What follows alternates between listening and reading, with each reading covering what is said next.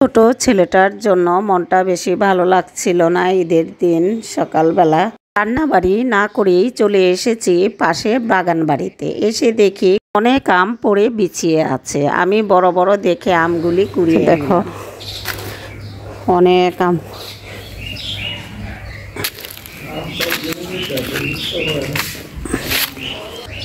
রূপালি আমগুলিও ঝরে গেছে। বাড়িতে মানুষ না থাকলে যা হয় কি সব কিছু মানে অযত্ন।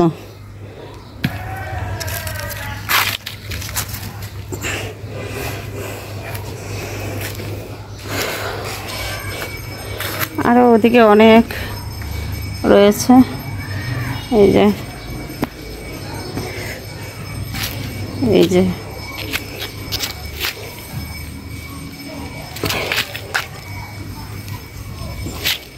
এই যে ঈদের দিনে ভাবলাম বাগান বাড়ি থেকে ঘুরে আসি। এসে দেখি এই অবস্থা, কাঁঠালগুলি ঝরে আছে, অনেক কাঁঠাল, তারপরে আম। এখানে আসলে ভালো লাগে। দেখো কত আম ঝরে গেছে।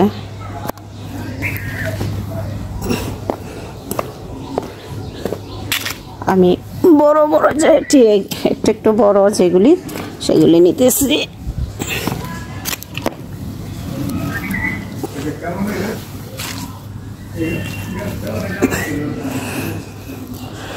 যেটা একটু বড় এগুলি নিচ্ছি কে কুড়িয়ে।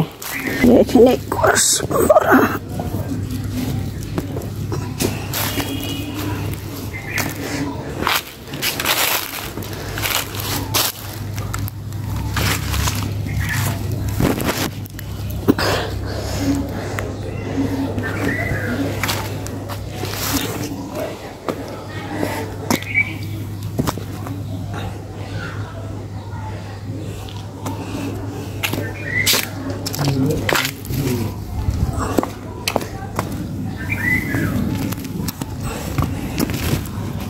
ঝড় তুফান এখনো হয় নাই, তারপরেও আমগুলি ঝরে গেছে।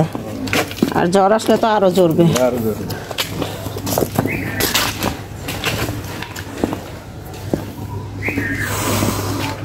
মাশাআল্লাহ বড় হয়েছে আগের চেয়ে। মাঝে মধ্যেই দেখো ওই যে উপরে বর্তমান কাঁঠালের অবস্থা আগের চেয়ে অনেক বড় হয়েছে।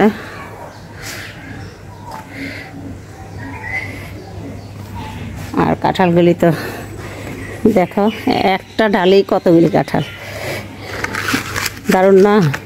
বেশ ভাল লাগতেছে। হ্যাঁ, কাঁঠালগুলি দেখে দেখো একটা ঢালে কতগুলি কাঁঠাল ধরেছে।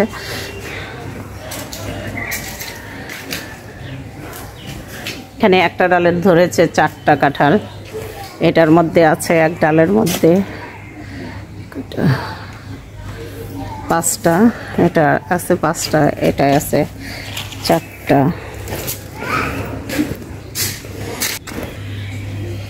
এবার লেচু গাছে লেচু আসেনি, এর আগের ফিরকে এসেছিল। এই হলো লেচু গাছটা।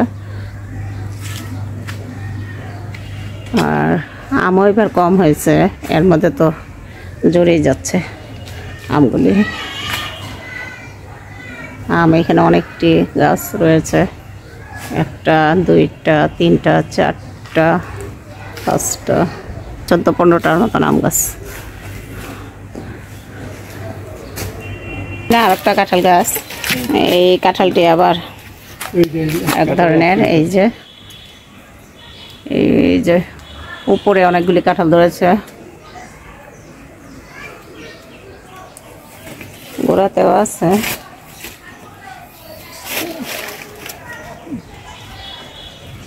অনেক কাঁঠাল ঝরে গেছে, অনেক কাঁঠাল ঝরে গেছে।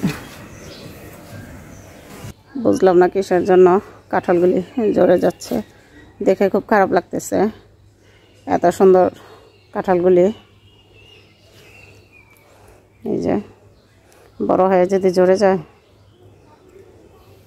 বাড়ির কর্নারে এই গাছটা রয়েছে। এখানে একটা আম গাছও রয়েছে।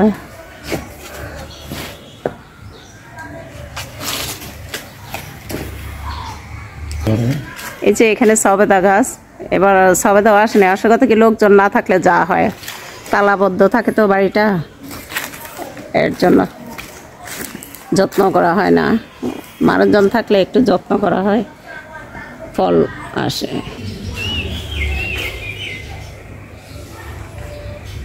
বাগান বাড়িতে বেড়ানোর মজাই আলাদা।